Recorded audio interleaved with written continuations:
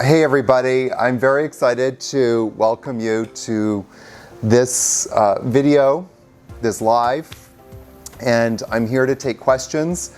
I hope that some of you will ask some questions and engage me a little bit here. There are so many yoga teacher trainings out there in the world right now, and a lot of people are maybe not choosing the right one or the best one. And I'm hoping to give you some information today to help you choose the right one. The thing is that a lot of people may waste their time and money. And the last thing that I want anybody to do is to waste not only their money, but waste their precious time. I mean, especially if you're going to make an investment in a 200-hour yoga teacher training, you probably want to choose one that is going to serve you in the long run, not just in the short run. So I've been kind of noticing this, and this has been a little bit of a pet passion project for me because I've been getting a lot of emails from people. As many of you know, we offer yoga teacher trainings at Blue Osa. And one of the biggest remarks that people often say was, well, I just found one that was a little bit cheaper. Or I found one that was maybe a little closer to home. And well, convenience is always nice. You know, my business partner always jokes and says, my comfort is non-negotiable. And not his comfort, but it's like, the general sort of idea that's out there in the ethos is like, we always choose comfort over everything.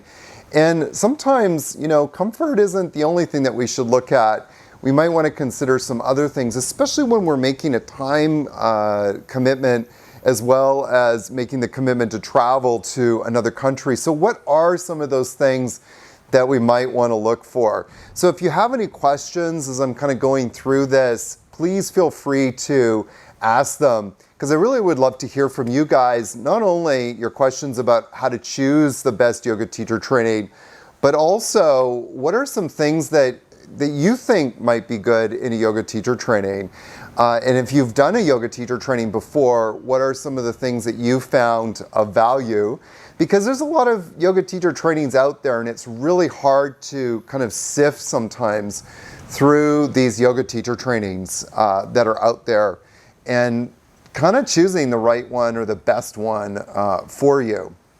So the biggest thing that we're going to be talking about today is the red flags. Now, I'm not really going to be calling out any specific yoga teacher trainings in particular or people, but some of you actually might be able to point the finger to either yoga teacher trainings that are like this or red flags that you've come across. And if you agree with any of the red flags, please, leave a comment below and tell me what are some of the red flags that you've also experienced.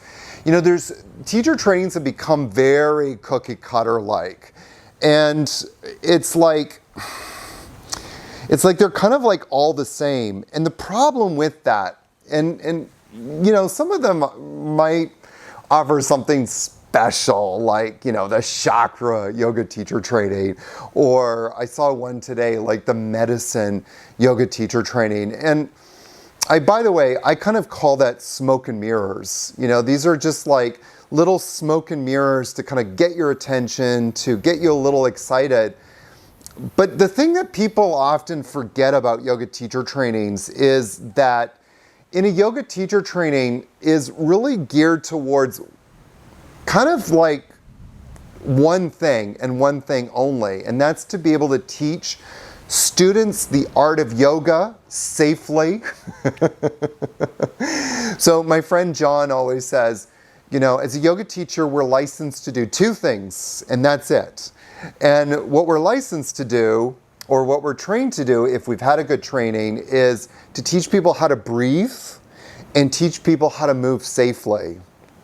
And that's it. That's all that we've got. So all of this kind of like medicine yoga and, astrological yoga teacher training, it's nice, But at the end of the day, does it really serve the purpose of what we're trying to do? And what I would also argue, being a little bit of a traditionalist, is that when we start putting all of this kind of like smoke and mirrors into the yoga teacher training, and there's a lot of smoke and mirrors out there, that a lot of it is just kind of to distract you, really, I think, from the ultimate goal of what yoga is supposed to be about, which we're going to kind of unpack as we go along here.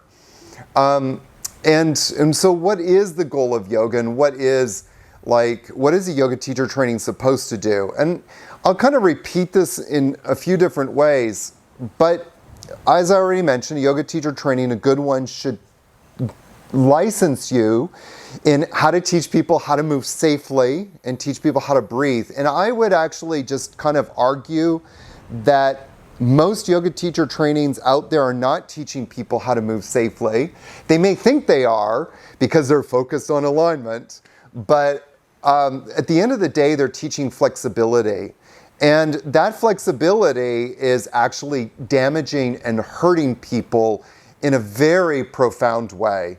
I'm not going to mince words. If you're teaching people how to put your foot behind your head, you're going to hurt people. And I'm sorry, but the statistics back that up. I think it was between 2003 and 2016, more or less, 30,000 people checked themselves into an emergency room because of yoga-related injuries. 30,000 people. So people, we've got work to do, and I would just say that that number is really small compared to the amount of people that are being hurt in yoga. So these yoga teacher trainings out there that are supposed to be teaching people how to move safely and teaching people how to breathe are doing a really crappy job. And so these are some of the red flags that we want to look for. and start to kind of think about as we go into looking for a yoga teacher training. So today, just in kind of like preparing for this talk and preparing for this presentation, I went on a few different prominent yoga websites that were offering yoga teacher trainings. And one of the things that I kind of noticed is one of the benefits of this particular yoga teacher training, and it literally had this as like the benefit, was you're going to learn how to fly. You're going to learn how to do jump backs. You're going to learn how to float. Now, again, I'm just going to say that by 2016, 30,000 people had checked themselves into an emergency room because of yoga-related injuries. Now, I think it's really important to kind of like mention that there are, I would actually say millions, and I know that's being a little hyperbolic, but there's a lot more people that are dealing with yoga-related injuries. And the reason why I would say millions is because a lot of those people that are dealing with yoga-related injuries will not admit that they're dealing with yoga-related injuries. And when I say yoga-related injuries, I kind of want to preface it by saying it's really ego-related injuries. Like, you're trying to put your foot behind your head, you're doing these kind of acrobatic stuff. And one of the things that I want to say, first of all, this is a huge red flag. Like, if a yoga teacher training is emphasizing, we're going to teach you how to fly and do jump backs, and that's like the bonus, I'm sorry. I mean, check yourself in somewhere else, because that's not really a big benefit. And if it is really important for you to learn how to float or to fly or to do jump backs, join the circus or join a gymnastics league. Like, it's going to be so much cheaper for you. If you really want to do gymnastics, then go and do gymnastics. Let's get away. Like, let's stop calling this yoga. Like, let's stop pretending that it's something that it's not. So if you're going to do gymnastics, go and do gymnastics. Like, yay! But I also want to just tell you that something else I've come, because I've been doing some research on this, and I made a comment a while ago on a webinar. And during this webinar, I said, I made a comment and I got so much backlash. I said, look at all the gymnasts, and most of them are debilitated. Most of them are dealing with injuries. And how many gymnasts end up with like knee surgery, hip replacement surgery, shoulder surgery? Well, this person got really upset with me. Actually, I had a few people like message me about it and say that I was really dissing on gymnasts. But here's the facts. And I did a lot of deep diving into this, over 65%, and one website said with pro gymnasts, it's up to 93%. Pro gymnasts have to get surgery. So, if we want to become a gymnast, know that there's a price. There's a reason why people are not really professional gymnasts past the age of 24. They can't move their body. So why do we want to try and emulate that in a yoga teacher training? It's ridiculous. But if you really want to learn how to float, if you really want to do handstand, join CrossFit. I mean, in CrossFit, they do a lot of handstands. You'll get really good at doing handstands in CrossFit. You don't need to come to yoga to learn how to stand on your hands. In yoga, we don't teach you how to stand on your hands. A good yoga teacher training will not teach you how to stand on your hands. A good yoga teacher training will teach you how to stand well in your life. That's what a good yoga teacher training will do. And if your yoga teacher training is obsessed about doing handstands and cartwheels and floating and jump throughs, I would say run the opposite direction, because they're teaching you not yoga. Yoga inherently teaches us how to stand well in life, how to deal with the deep struggles of life. So that's what I would kind of just put out there about a good yoga teacher training. Another red flag of yoga teacher trainings is they pack a lot of styles into their yoga teacher trainings. Like sometimes you can do yoga teacher training and they'll like advertise this. Like this will be like the advertisement. We're doing acro yoga, we're doing yin yoga, we're doing restorative yoga, we're doing flow yoga, you're gonna learn about Ayurvedic yoga. They literally will list off like 10 to 20 things that you're going to learn. I would actually say that even if they're listing more than one thing, run away from that yoga teacher training. First of all of those different things that you're learning are not really traditional things. So if you're going to learn traditional things in different schools of yoga, I'm just going to switch here just a second into my other headset here.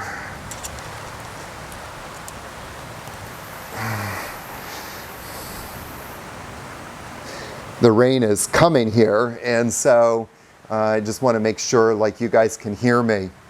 So as I was saying, like if you're going to be learning about the different schools of yoga, you're really looking at like karma yoga. You're looking at learning about Kriya yoga or Kundalini yoga, not these kind of like other fancy things that have just been invented in the last 10 to 20 years. But here's the other thing, and this is the reason why this is such a red flag, is because if you're not going to become steeped, like a yoga teacher training really should steep you in a yoga practice. It should steep you in a yoga tradition.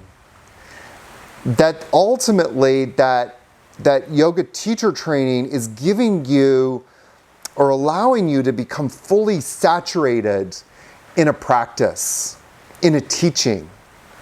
And when you start to go, well, there's yin yoga and there's restorative yoga and there's acro yoga and there's partner yoga and all of these kind of things that we're going to give you a taste of. It's like my friend Karina once said, it's kind of like you have like 20 tea bags. You know, you have mint tea, jasmine tea, Earl Grey, bergamot, apple cinnamon, whatever your favorites. And you take one of those tea bags and you lift it up and you just put it into the cup of hot water for a second, and you bring it out. And you take the next one and you put it in, you bring it out. And you do that all the way down the line. All you're tasting at the end of that is diluted mush. You're not tasting anything substantial.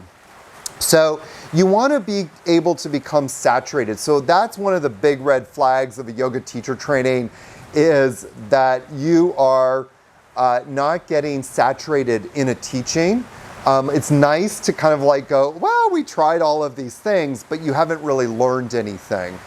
One of the things that I've actually learned over the years, because I used to give people like one kind of like teaching in one tradition, but I would also give them like I'd teach them pranayama and teach them 5 different pranayamas, and we would teach 5 different flows and get people to memorize it, and we would get people to learn 5 different meditations.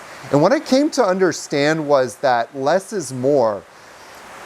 The more that you can help people to really become saturated in one practice, the more profound it will become for them.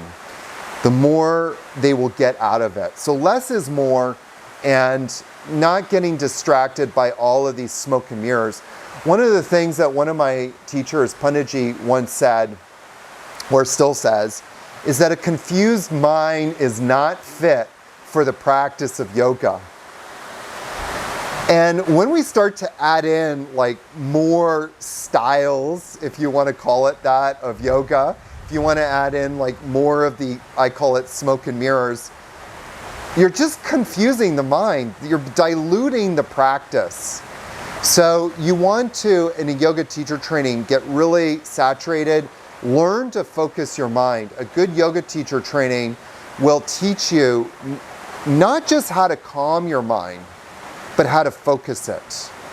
And I think that we can all agree that there's a lot of confusion in the world today.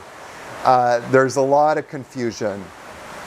And the confusion is sourced from confused minds. Minds that are not able to concentrate on one thing.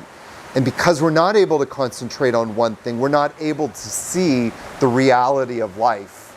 We have this thing coming at us, we have this religious idea coming at us, we have this political idea coming at us, our friends are telling us what we should do, we have our own mind churning around. I should sleep more, I should sleep less, I should exercise more, I should spend more time with my friends, I should spend more time with my family, I should spend more time with myself. It's like all of these things are kind of like bombarding us constantly. So a good yoga teacher training will teach us how to calm our minds, but also to focus our minds, okay? So that's one of the things that we want to do in a good yoga teacher training. Another red flag that you'll often see as you look around in yoga teacher trainings is like, you're going to learn about the sutras. Now that's nice. You should learn about the sutras. I personally teach the sutras. It's my favorite topic. But number one, when you see people put up, I'm going to teach the sutras, like we're going to learn about the sutras, yamas and niyamas. And that is like a big red flag. Because the Yoga Sutras is not about the yamas and niyamas. The Yoga Sutras is a beautiful whole teaching. And if you're not going to learn the Yoga Sutras as an entirety, then it's kind of like a waste of time almost. But the reason why I said it's a red flag is because that when you see like yamas and niyamas being presented, it's automatically a red flag because you know right away the only thing that yoga teacher knows about is the yamas and niyamas, but they're kind of saying like, oh, we're going to learn the sutras, but it's really this just like one small teaching. So it's kind of nice to learn it, and yes, you should learn the yamas and niyamas. They're a beautiful teaching, But there's so much more to know about than the yamas and niyamas. Like there's so much more to know about. So that's like another red flag. Or another red flag is like if you see like the Yoga Sutras, yamas, niyamas, 8 limbs. Well, the yamas and niyamas are part of the 8 limbs. And again, the 8 limbs is just like this little distillation of, or a little teaching, like a small microcosm of a teaching. It's kind of like having a bucket of water and the teacher says, okay, we're going to enjoy this bucket of water, but all they're going to give you is like a little drop. And so, yeah, that's like a huge red flag, not just because it's like a drop, but because you can know that they know nothing about the Yoga Sutras. And probably their understanding of the yamas and niyamas is also not very knowledgeable. Sorry. Okay, so another one to look for is anatomy. And this one you kind of have to dig into a little bit, and it will take a little bit of inquiry. This is kind of like one of my pet peeves because so many yoga teacher trainings out there do a really bad job. I would actually say more than 99% do a really bad job of teaching anatomy. And part of this is a problem in the yoga world because it's a lot of the blind leading the blind. So how do you know if they're bad at teaching anatomy? Well, what I would suggest that you do is go and do a deep dive into that yoga teacher's history.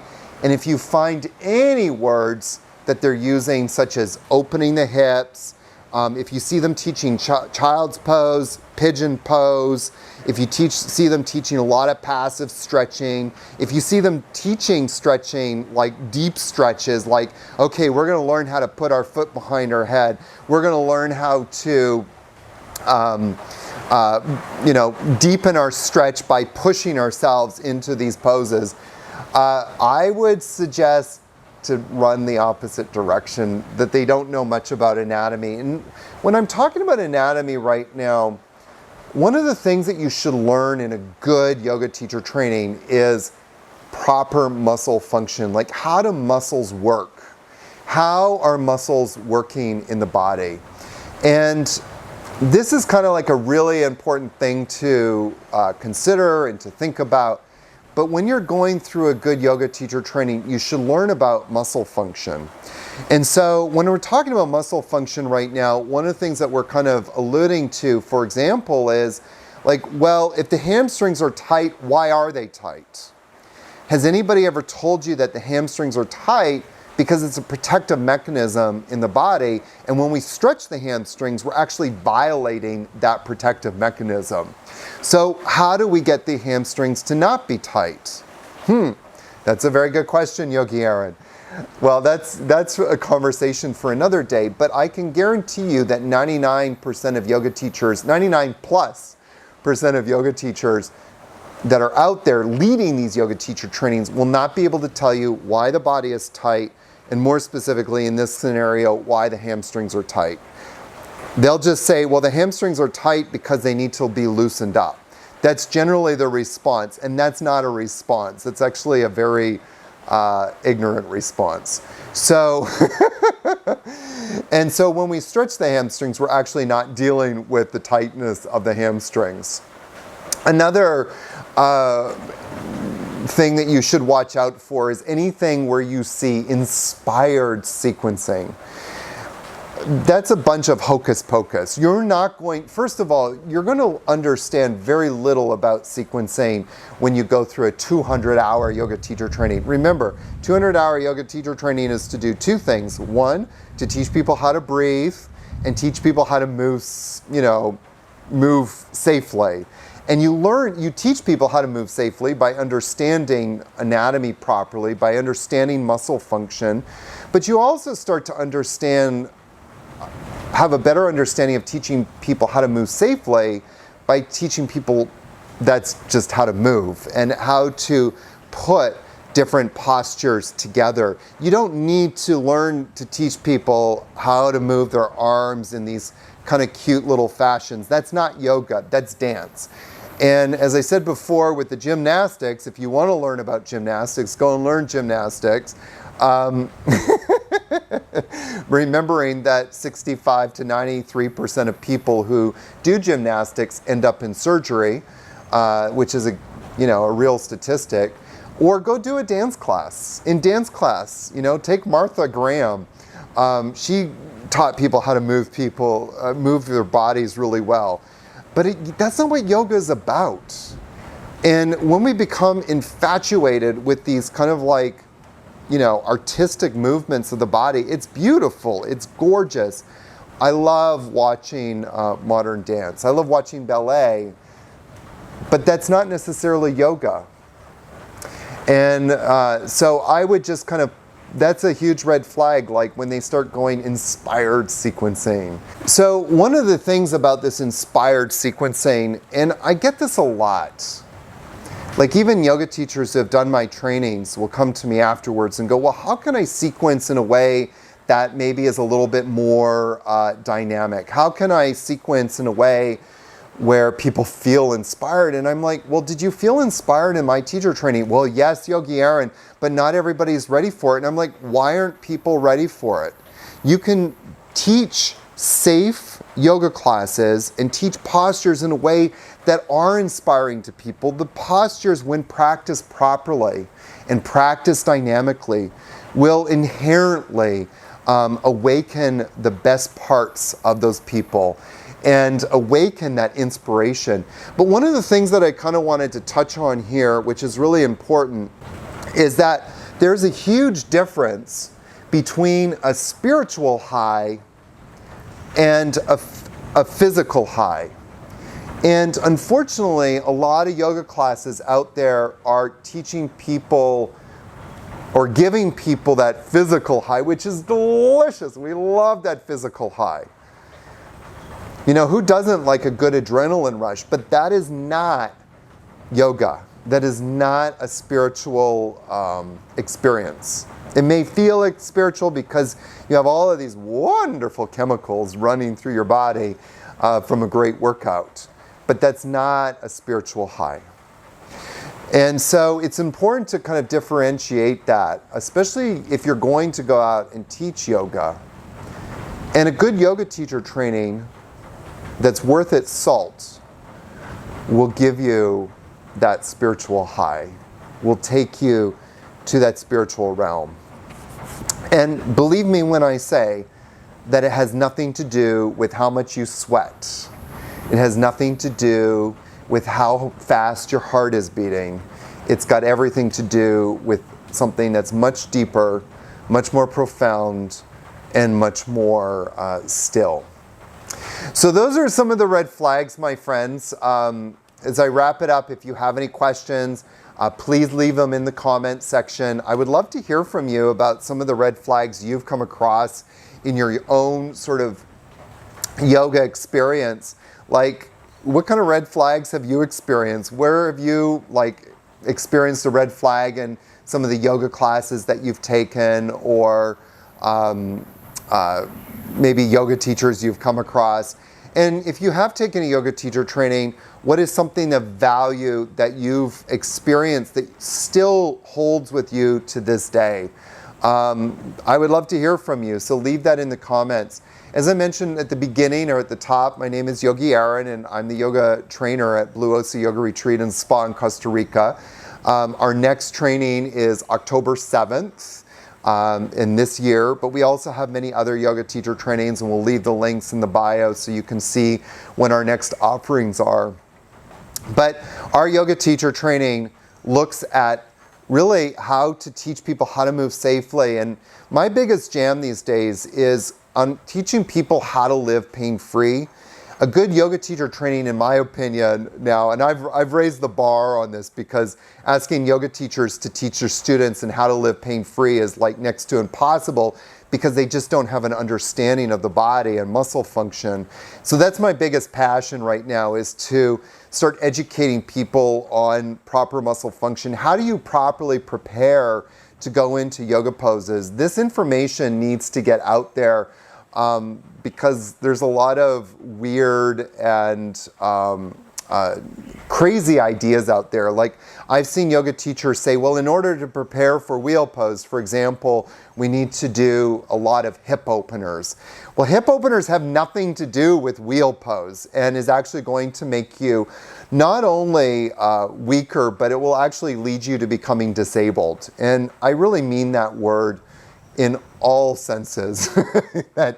Because I ended up one time, before I started educating myself on my body and proper muscle function, I had to take it on myself because nobody else in the yoga world was teaching me about proper muscle function. So I had to go out and learn it myself.